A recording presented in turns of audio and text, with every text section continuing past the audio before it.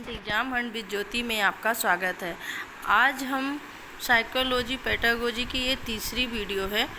2 video already हमने डाल दी है। ये हमारे प्रीवियस ईयर के क्वेश्चन है जो हम एक सीरीज करा रहे हैं। तो ये सीरीज नंबर 3 है। चलिए देखते हैं क्वेश्चन। व्यक्तित्व को समझने के लिए व्यक्तित्व के शील गुणों का अध्ययन किस मनोवैज्ञानिक ने किया था? तो किसने किया था? अल्फ्रेड विने ने, अल्फ्रेड ने किया था। ठीक है, ये अल्फ्रेड विने ने। हिप्पोक्रेटिस ने किस आधार पर व्यक्तित्व का वर्गीकरण किया था? तो किसके आधार पर किया था? कफ पित्त के आधार पर किया था। ठीक है। डिफेंस मैकेनिज्म रक्षात्मक तंत्र का संबंध किससे होता है? तो वो अहम से होता है। वंशानुक्रम से प्राप्त निम्नलिखित कारक व्यक्तित्व पर प्रभाव डालते हैं। किसके कारण डालते हैं? गल ग्रंथि, पीयूष ग्रंथि या यौन ग्रंथि। इन 3 ग्रंथियों के कारण जो है वंशानुक्रम से जो प्राप्त निम्नलिखित कारक हैं वो क्या करते हैं? व्यक्तित्व पर क्या करते हैं? प्रभाव डालते हैं। नेक्स्ट क्वेश्चन देखते हैं।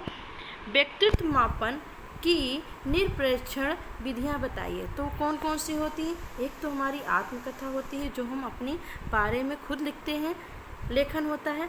दूसरा प्रश्नावली जो हम क्वेश्चन करते हैं।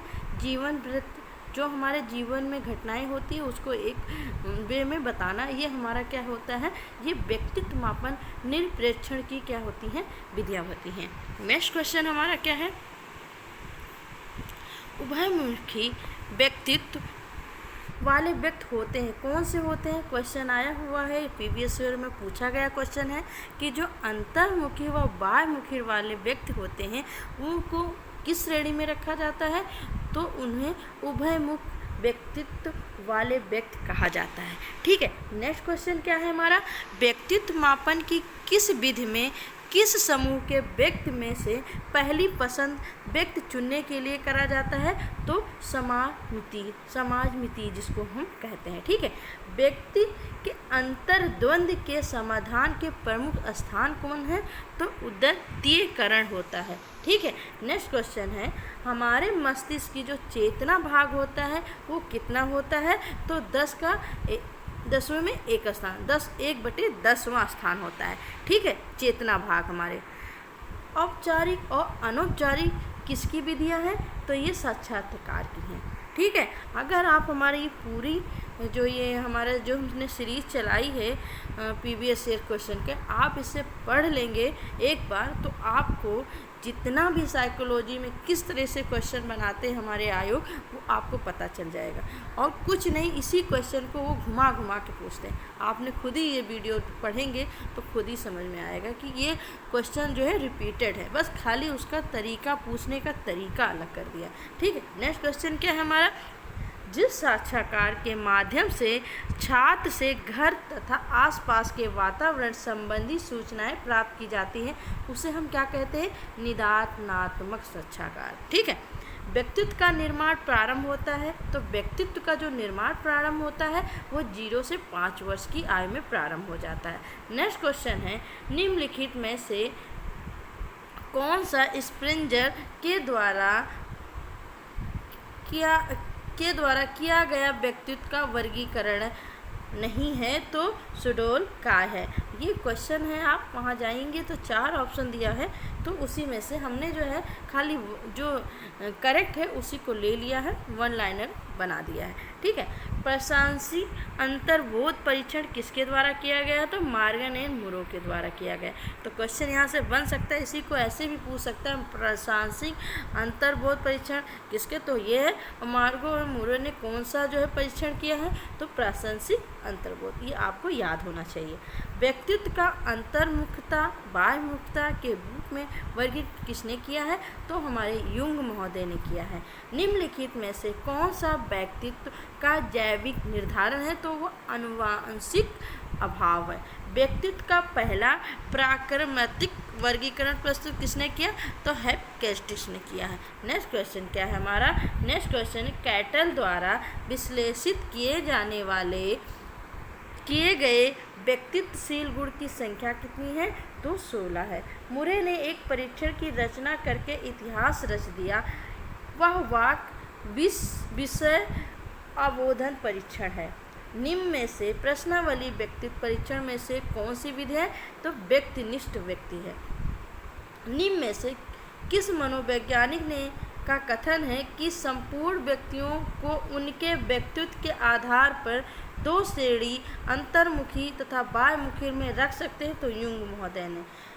व्यक्ति मापन की वस्तुनिष्ठ विधियां में से कौन सी विधि नहीं मानी जाती है? तो अभिज्ञ पक्ष प्रश्नावली नहीं मानी जाती है। नेक्स्ट क्वेश्चन हमारा, अंतर्मुखी व्यक्तित्व की विशेषता क्या है? इसमें सामाजिक के गुण कम पाए जाते हैं। कहने का मतलब है जो अंतर्मुखी व्यक्तित्व की जो विशेषता होती है इसमें क्या होता है, इसमें जो सामाजिक गुण होते हैं वो हमारे में नहीं पाए जाते हैं। व्यक्तित्व शब्द की उत्पत्ति लैटिन भाषा के किस शब्द से हुआ है?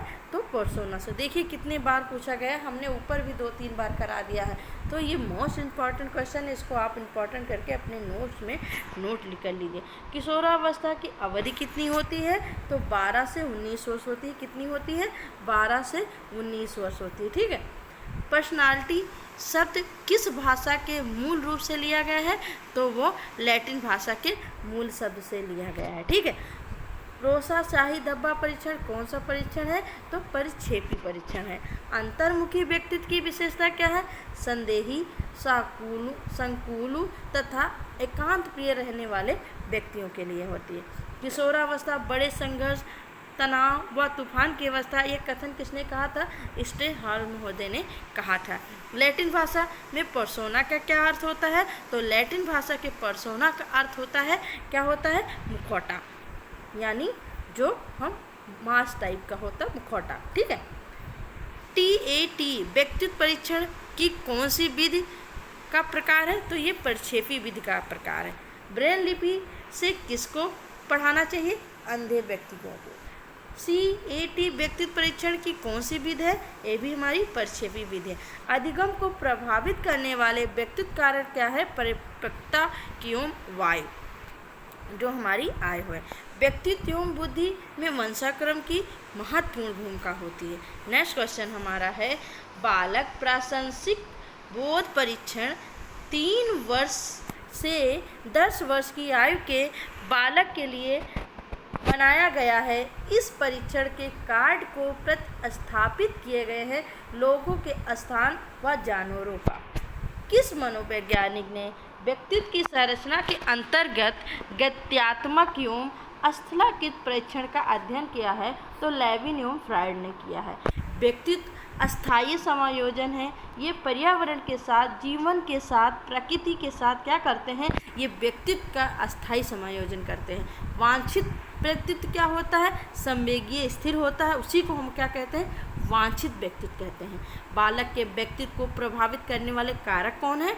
तो ये हमारे वंशाक्रम है और वातावरण है।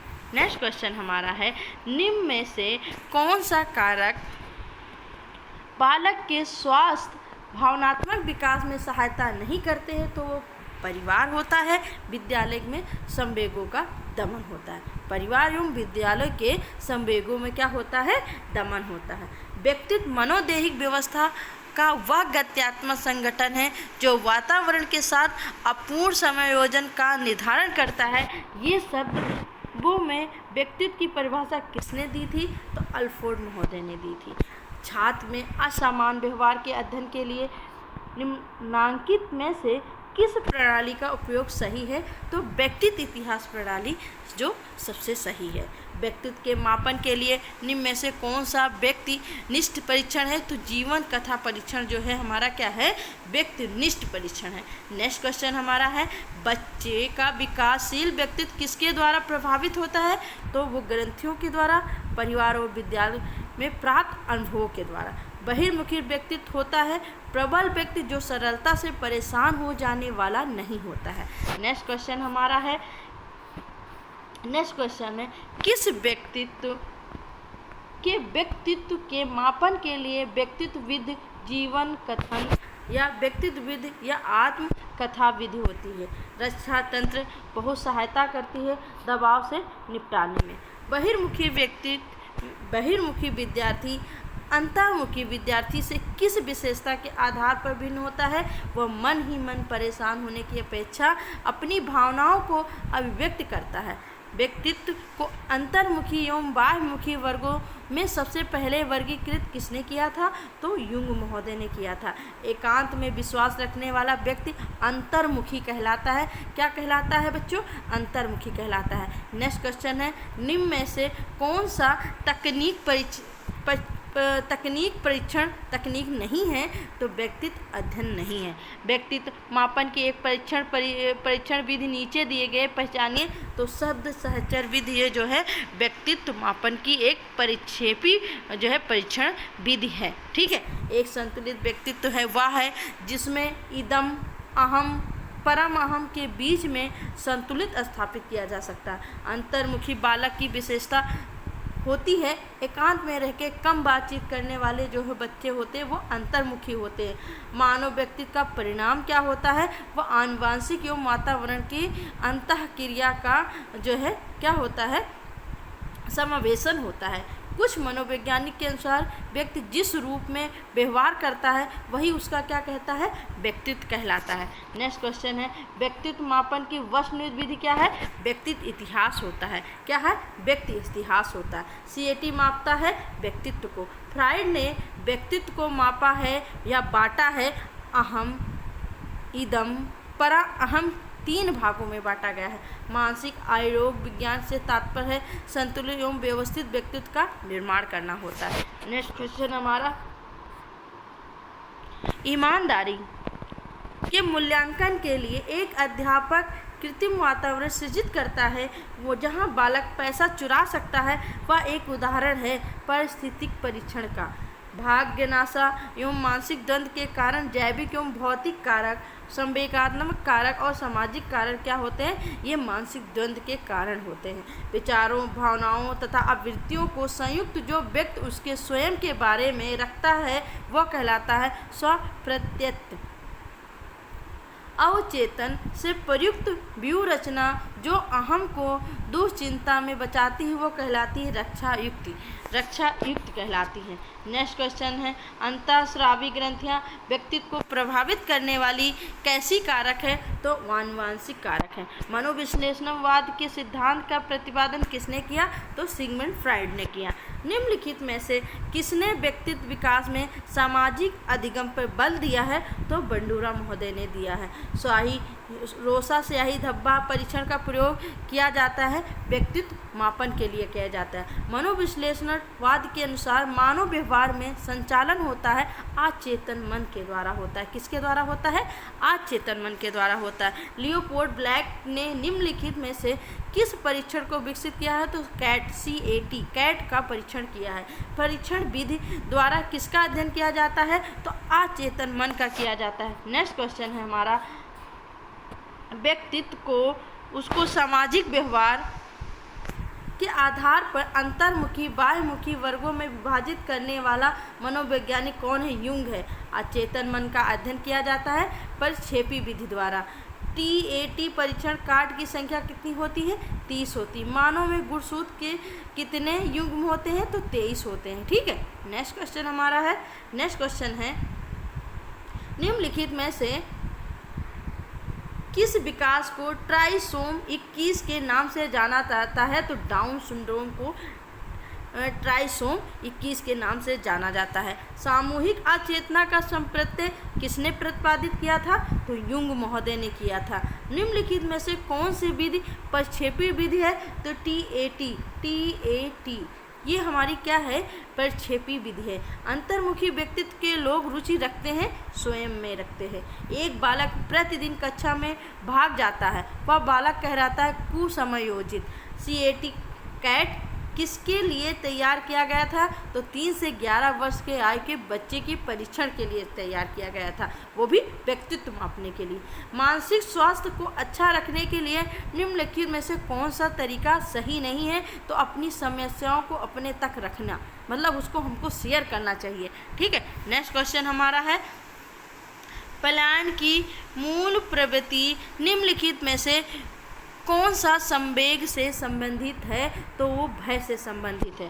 प्रासंगिक अंतर्बोध परीक्षण में से निम्नलिखित में से कौन सा सामग्री का प्रयोग किया जाता है? तो चित्र सामग्री का प्रयोग किया जाता है। निम्नलिखित में से कौन सा हमारी इंद्र सुख की इच्छा का भंडारण गृह है? तो अहम इदम का है, इदम का है। अहम का कार्य क्या होता है?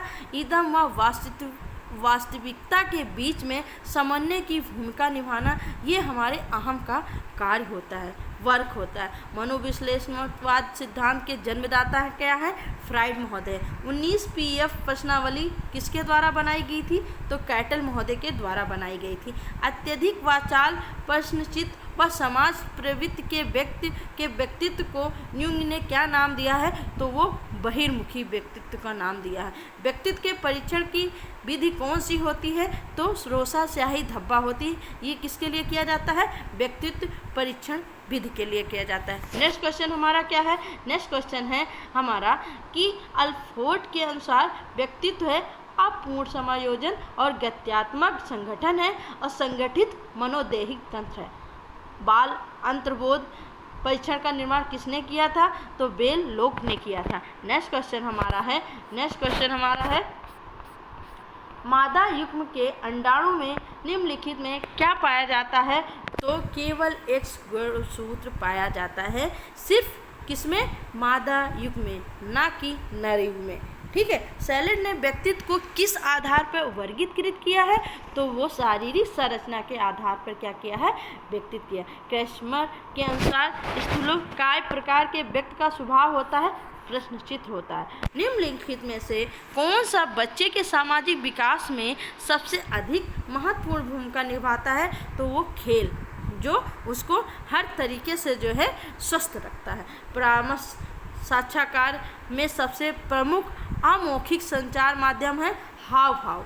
सामाजिक दूरी मापन किसने बनाई है? तो बोगर्ट्स ने बनाई है। निम्नलिखित में से कौन सा व्यक्तित्व आकलन परीक्षण की विधि से संबंधित है? तो वो हमारी कहानी संरचना है। ठीक है। नेक्स्ट क्वेश्चन हमारा, बच्चे के व्यक्तित्व को एक सूत्रीय विकास के लिए माँ बाप को चाहिए कि वो घर में अनुकूल वातावरण उसको बच्चे को प्राप्त कराएं। नेक्स्ट क्वेश्चन है, व्यक्तित्व में कौन सा भाग समाज के नैतिक मूल्यों और आदर्शों के आधार पर विकसित किया जाता है? तो परम अहम। निम्न में से कौन व्यवहारवादी नहीं है? तो हमारे सिगमंड महोदय जो है क्या है? व्यवहारवादी नहीं है। निम्न में से किसका कोई अजैविकीय आधार नहीं है? तो वो संबंध का, रिलेशन का नहीं है। निम्नलिखित में से कौन सा व्यक्तित्व का तार्किक रूप में नियंत्रित है, जो वास्तविकता को अन्वय पर आधारित है? तो अहम का याद। फ्राइड ने ऊर्जा का विस्तारण व्यक्ति विकास के जिन स्थलों पर किया है उसका क्या नाम दिया है? इदम, अहम, पराअहम। ये 3 बातों को फ्राइड ने ऊर्जा के विस्तारण का व्यक्तित्व में स्थान दिया है। जिस छात्र के व्यक्तित्व के मूल्यांकन में आप किसको आधार बनाएंगे? उसके शारीरिक गठन को, उसके मानसिक स्तर को और तथा उसके भावनात्मक विकास को। बालक के व्यक्तित्व विकास विद्यालय कब बाधा बन सकती है? जब विद्यालय प्रशासन आधिकारिक हो। नेक्स्ट क्वेश्चन हमारा है, 16 पीएफ का प्रयोग किसके मान हेतु किया गया? तो व्यक्तित्व के किया गया। प्रश्न नेक्स्ट क्वेश्चन है, थर्नडाइक के व्यक्तित्व का वर्गीकरण का आधार क्या था? चिंता एवं कल्पना। व्यक्ति जब दूसरे व्यक्ति को कुछ कार्य करते देख वह कार्य करना सीखता है तो क्या कहलाता है? आलोकन द्वारा सीखना। भाषा विकास में सहयोग करने वाला कौन सा तरीका गलत है? उनकी अपनी भाषा का प्रयोग को अमान्य करना। अंतर्मुखी व्यक्ति का प्रकार क्या है? मनोवैज्ञानिक प्रकार है। निम्नलिखित में से कौन सी विशेषता व्यक्तित्व को सीधे प्रभावित करती है? तो शारीरिक जो गठन होता है, सामाजिक व्यवहार होता है, मानसिक एवं आध्यात्मिक योग्यता, संवेगात्मक आयाम का अनुभव होता है। ये हमारे क्या होते हैं? ये हमारे व्यक्तित्व को सीधे प्रभावित करते हैं। नेक्स्ट क्वेश्चन क्या है, निम्न में से कौन सा व्यक्तित्व के बुरे प्रबंधन के लिए जिम्मेदार होता है? तो इदम कम होता है। ठीक है, नेक्स्ट क्वेश्चन है, निम्नलिखित में से कौन सा प्रदत्तिकाय प्रतिभाशाली विद्यार्थी के लिए उपयुक्त है? तो विभिन्न विषयों को अध्ययन में रखते हुए विज्ञान की एक नई आदर्शात्मक पुस्तक का निर्माण करना। निम्न में से कौन सा कथन बच्चों के लिए विकास के प्रवेश की भूमिका में समर्थन करता है? तो खुद विद्यार्थी सूचनाओं को जल्दी प्रक्रम करते हैं, जबकि उसकी कक्षा के अन्य विद्यार्थी ऐसा नहीं करते हैं। नेक्स्ट क्वेश्चन है, बालक का अध्ययन क्षेत्र क्या है? तो बाल विकास की विभिन्न अवस्थाओं का अध्ययन, वातावरण का बालक विकास पर पड़ने वाले प्रभाव का अध्ययन, व्यक्तित्व विभिन्नता का अध्ययन है। चलिए नेक्स्ट क्वेश्चन देखते हैं। नेक्स्ट क्वेश्चन हमारा है, अपने ऊर्जा बल को बाहर की ओर अभिव्यक्त करने वाले व्यक्ति का प्रकार होता है बहिर्मुखी व्यक्तित्व। प्रभाव और अस्थायी शिक्षण ग्रहण करने के लिए विद्यार्थी के पास होना चाहिए योग्यता और अभिप्रेरणा का वांछित स्तर। नेक्स्ट क्वेश्चन हमारा है, गार्डन के बहुविधि सिद्धांत के अनुसार वह कारक जो व्यक्ति के आत्मबोध हेतु सर्वाधिक योगदान देगा वह हो सकता है अंतः व्यक्तित्व। अपनी कक्षा में कुछ बच्चे हैं जो गलतियां करते हैं। इन परिस्थितियों का आपके विश्लेषण के अनुसार इनमें से कौन सा कथन सर्वाधिक उपयुक्त है? तो बच्चे अपनी तथा संकलनात्मक स्पष्टता को प्राप्त नहीं किए तथा उनको अपनी शिक्षण विधि का चिंतन करने के लिए आवश्यकता होती है। बहुतात्विक सिद्धांत किसने दिया? थॉर्नडाइक ने। बहुतात्विक वह बालक जो अपनी आयु से एक दर्जा नीचे के बालक के लिए बनाए गए कार्य को अच्छी तरह संपन्न नहीं कर पाते हैं, उन बालक को किस श्रेणी में रखा जाता है? तो उन बालक को पिछड़े श्रेणी में रखा जाता है, पिछड़े बालक की श्रेणी में रखा जाता है। नेक्स्ट क्वेश्चन क्या है? नेक्स्ट क्वेश्चन हमारा है, वह बालक जिन्हें अध्यापक के प्रयासों एवं अभिप्रेरणा के माध्यम से सामान्य बालक की श्रेणी में लाया जाता है, तो उनको क्या कहते हैं? पिछड़े बालक कहते हैं। किसने कहा है कि बुद्धि सीखने की योग्यता? तो बंकिम ने कहा। गैरेट ने बुद्धि के कितने प्रकार माने हैं? तो 3 माने हैं। निम्न में से बुद्धि के कौन से सिद्धांत हो? 1 खंड का सिद्धांत, 2 खंड का सिद्धांत, 3 खंड का सिद्धांत। वास्तुओं का संग्रहण काल कहलाता है। संग्रहण काल कहलाता है 7 से 11 वर्ष। बालक में अमूर्त चिंतन का विकास होता है 11 से 15 वर्ष में। बुद्धि के प्रतिदर्श सिद्धांत का प्रतिपादक थॉमस ने है। अशाब्दिक सामूहिक परीक्षण आर्मी बीटा परीक्षण कहलाता है। एक बालक की बुद्धि लब्धि 85 है तो बालक मंद बुद्धि का होगा। ठीक है, नेक्स्ट क्वेश्चन हमारा है, बुद्धि का पदानुक्रम सिद्धांत का निर्माण किसने किया? तो बर्ड और बर्न ने किया है। बुद्धि की त्रिविमीय संरचना किस मनोवैज्ञानिक ने किया है? तो गिलफोर्ड महोदय ने किया है। निम्न में से गिलफोर्ड की संरचना में सम्मिलित बीमा नहीं है तो मूल्यांकन नहीं है। नेक्स्ट क्वेश्चन हमारा है, बुद्धि लब्धि आईक्यू शब्द का प्रयोग किसने किया है? तो टर्मन नामक वैज्ञानिक ने किया है। नेक्स्ट क्वेश्चन है, बुद्धि का बहुकारक बहुतत्व किसने प्रतिपादित किया है? तो थॉर्नडाइक महोदय ने किया है। अल्फ्रेड बिने किस देश के निवासी थे? तो फ्रांस के थे। बुद्धि परीक्षण के जन्मदाता किसे माना जाता है? तो बिने को माना जाता है। किस मनोवैज्ञानिक ने बुद्धि की असंख्य तत्वों को निर्मित बताया है? तो थॉर्नडाइक ने बताया है। किस मनोवैज्ञानिक ने स्पीयरमैन की सामान्य कारक का खंडन किया है? तो थॉर्नडाइक ने किया है। बुद्धि के त्रितत्व सिद्धांत स्पीयरमैन ने तीसरा तत्व जो उन्हें अपने द्वितत्व सिद्धांत में नहीं बताया है तो वो समूह तत्व को नहीं बताया है। नेक्स्ट क्वेश्चन हमारा, बुद्धि का विभाजन किन मनोवैज्ञानिक ने किया? तो थॉर्नडाइक व गैरेट ने किया है। व्यक्तित्व का अनोखा कार्य करता है जिसमें समाज में उसकी पहचान बनती है। यह बुद्धि का कौन सा कारक है? तो ये विशिष्ट कारक है। इंजीनियर अपने कार्यालय में बैठ के किसी का मकान का स्वरूप बनाता है। ये बुद्धि के किस प्रकार के माध्यम से? अमूर्त माध्यम से। अमूर्त विचारों के विषय में सोचने की योग्यता बुद्धि है। यह कथन टर्मन महोदय ने दिया था। बुद्धि में इनका प्रयोग अधिक किया जाता है तो शब्द का, अंक का, प्रतीकों का। बुद्धि में अमूर्त विचारों के बारे में सोचने की योग्यता का ये कथन किसने दिया है? तो टर्मन महोदय ने दिया है। गिलफर्ड की बुद्धि संबंधी सिद्धांत ये त्रिआयामी सिद्धांत कहलाता है। हीरो के लिए एक हीरो के लिए हम खुद ही करते हैं और स्वर्ण को शुद्ध करते हैं, किंतु प्रतिभा को हम नाश कर देते हैं। यह कथन के.एन. दत्त ने कहा था। नेक्स्ट क्वेश्चन, एक 5 वर्षीय बालक की बुद्धि परीक्षण के आधार पर मानसिक आयु 8 वर्ष सिद्ध हुई है, तो बालक किस वर्ग में आएगा? तो वह अति प्रखर बुद्धि के वर्ग में आएगा। नेक्स्ट क्वेश्चन हमारा है, बालक राम को बगीचे में ले जाकर हरियाली से परिचित करवाया जाता है। राम को विद्यालय में हरियाली पर निबंध लिखने को कहा जाता है। यह बुद्धि का कौन सा प्रकार है? तो ये अमूर्त कार्य है। बुद्धि के कौन से प्रकार को मृदुल बुद्धि कहा जाता है? तो शाब्दिक को कहा जाता है। सूक्ष्म समस्यात्मक को चिंतन मनन द्वारा हल करने का कार्य किस बुद्धि का है? तो अमूर्त बुद्धि का है। मूर्त बुद्धि को इस नाम से जानी जाती है, तो गत्यात्मक और यांत्रिक बुद्धि के नाम से जानी जाती है।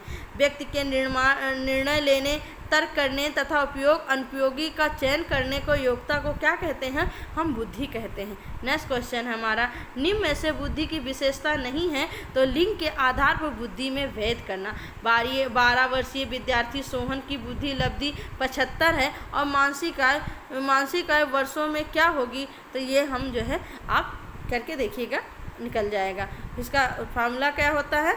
तो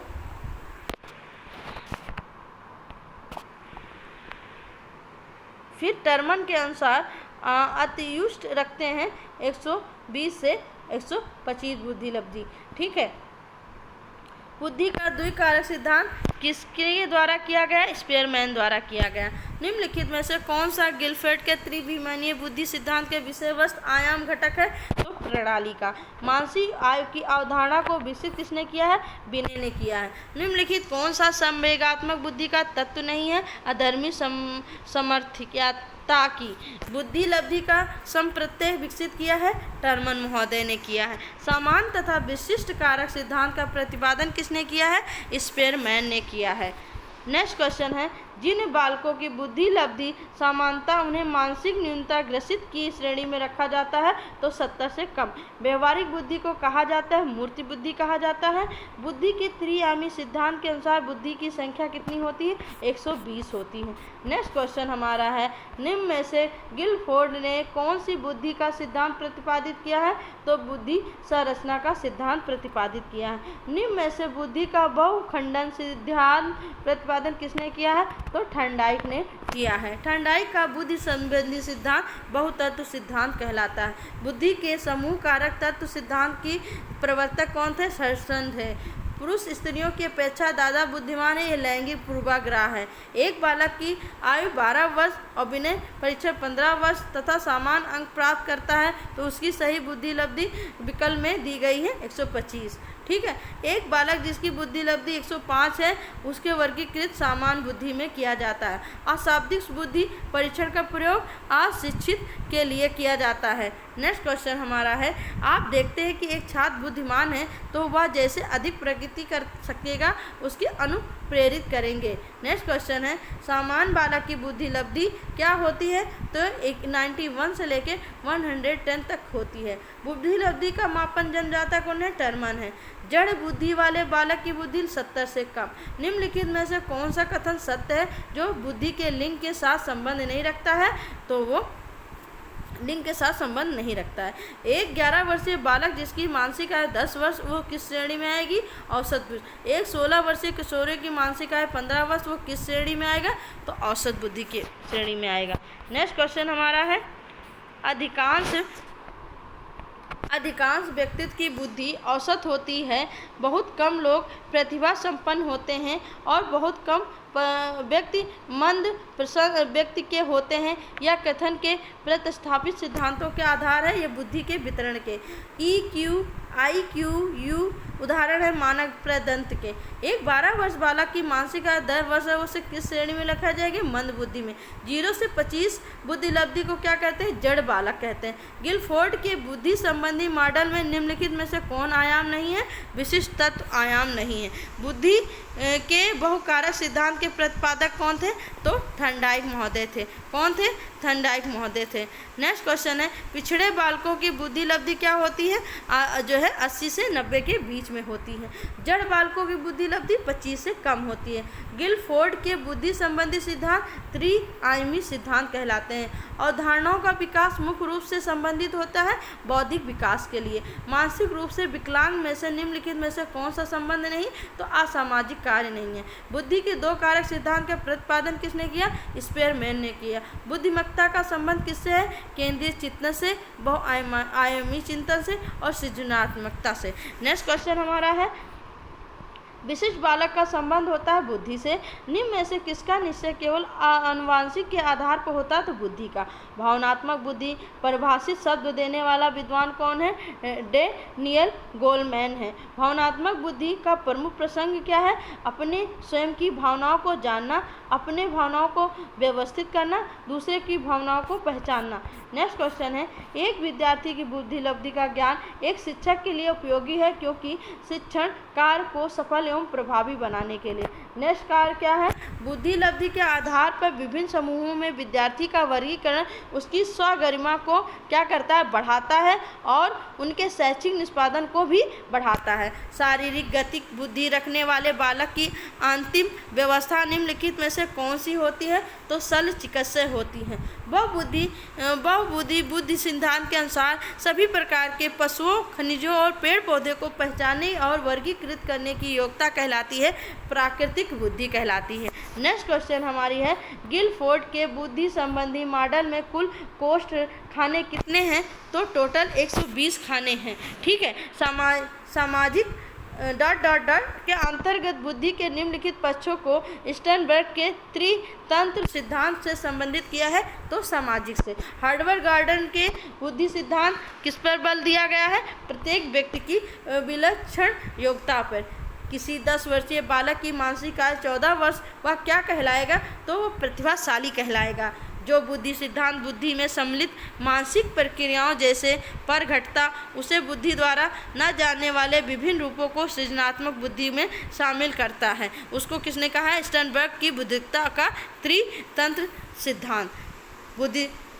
बुद्धि का वह तत्व जो मानसिक योग्यता में सामान्य रूप से सम्मिलित रखता है वह परिभाषा इस शताब्दी की सबसे महत्वपूर्ण मनोवैज्ञानिक खोज प्रतिस्थापन करता है। यह कथन किसने किया? रेक्स और नाइट्स ने कहा है।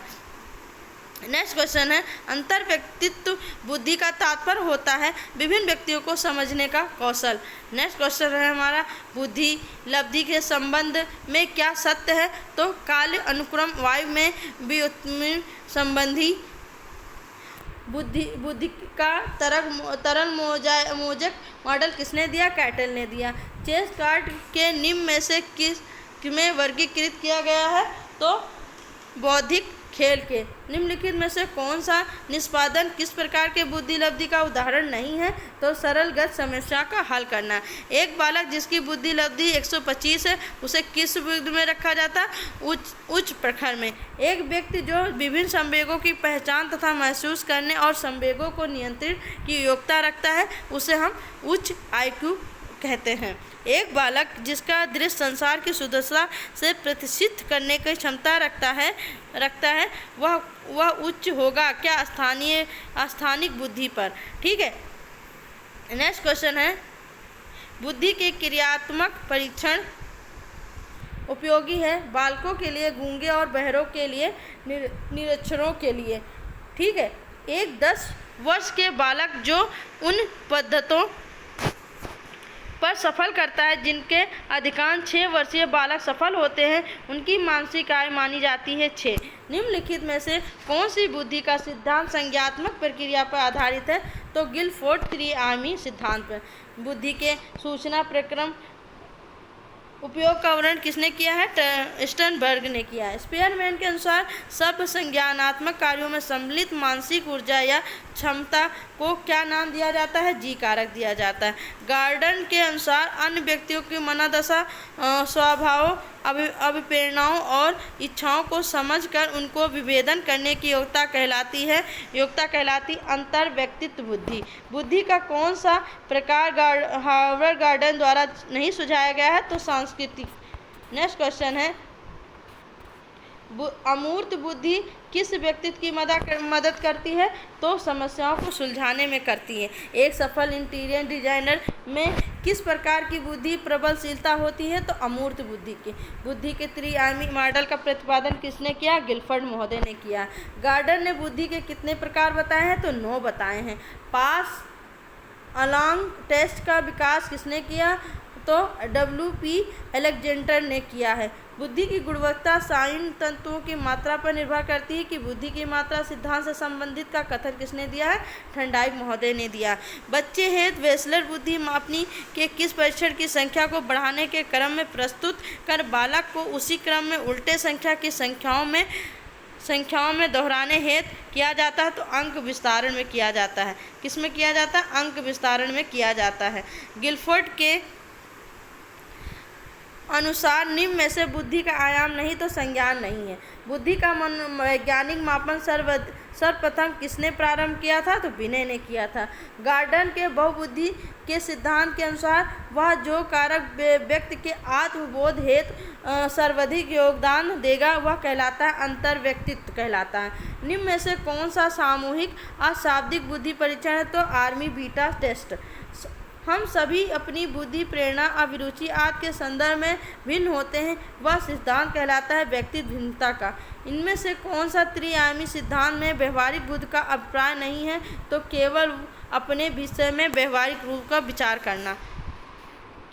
निरर्थक शब्द निर्माण सर्वप्रथम किसने? हर्ट्ज ने किया। बुद्धि का स्रोत आनुवंशिक अधिगम का परिमाण तथा स्व तथा वातावरण का अंतः क्रिया करना। अगर आपको हमारी वीडियो पसंद आए तो लाइक करिए, सब्सक्राइब करिए और शेयर करिए। Thank you.